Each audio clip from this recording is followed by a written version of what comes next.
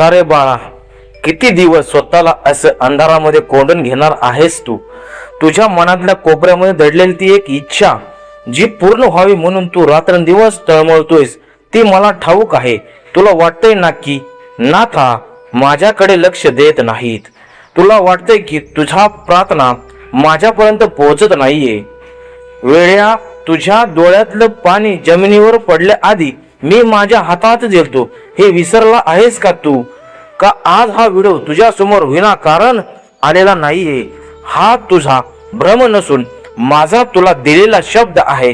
तू इथपर्यंत पोहोचला आहेस याचाच अर्थ तुझी कठीण वेळ आता संपली आहे. तुला एक सत्य गोष्ट सांगतो, नीट ऐक. एका गावात तुझ्यासारखाच एक गरीब पण प्रामाणिक तरुण राहत होता. त्याची एकच इच्छा होती की त्याच्या घराची गरिबी दूर व्हावी आणि त्याच्या आई वडिलांना सुखाचे दिवस दिसावेत. त्याचे वर्षानुवर्षाचे कष्ट केले, लोकांचे अपमान सहन केले, पण त्याचं नशीब काही उघडलं नव्हतं. एकच दिवस तो पूर्णपणे खचून गेला आणि माझ्या मूर्तीसमोर येऊन रडू लागला. म्हणाला, नाथा, आता माझ्या ताकद उरलेली नाहीये. तुझी माझ एक ऐकत नाहीत. त्या रात्री त्याला स्वप्नात मी दर्शन दिलं आणि सांगितले, बाळा, तू फक्त कष्ट करतोयस पण तुझ्या श्रद्धेचा संशय आहे. तू मार्ग शोधतोयस पण ती दिलेली संकेत तुला दिसत नाहीये. तो जागा झाला आहे आणि त्याने पुन्हा एकदा नव्याने उमेदीने पूर्ण विश्वासाने कामाला सुरुवात केली. काही दिवसातच त्याला अशा एका व्यक्तीची साथ मिळाली ज्याने त्याच्या आयुष्याचं सोनं केले.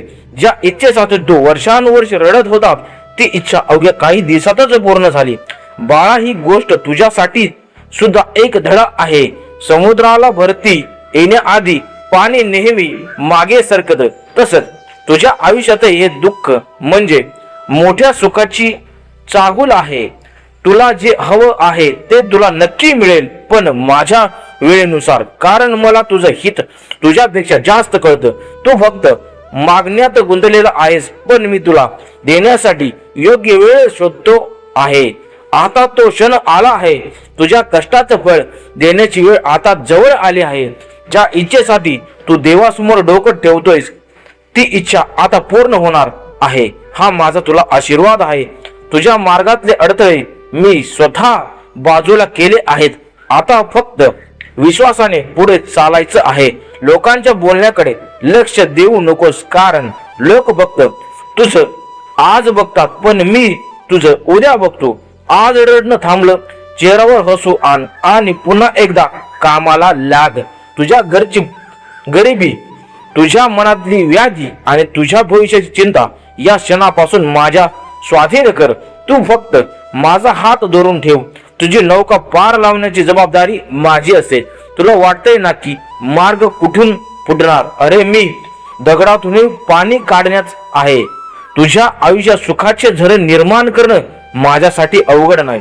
आजची रात्र तुझ्यासाठी नवीन आशेचा किरण घेऊन येईल.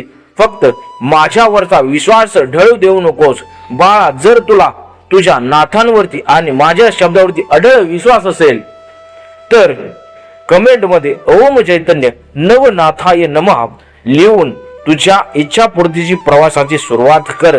तुझ्या आयुष्यातले सोन्याचे दिवस आता सुरू झाले आहेत असं समजून आनंदी रहा. विसरू नकोस, तुझी इच्छा पूर्ण झाल्याशिवाय मी तुला सोडणार नाही. अलेख निरंजन आदेश. ओम चैतन्य नवनाथाय नमः.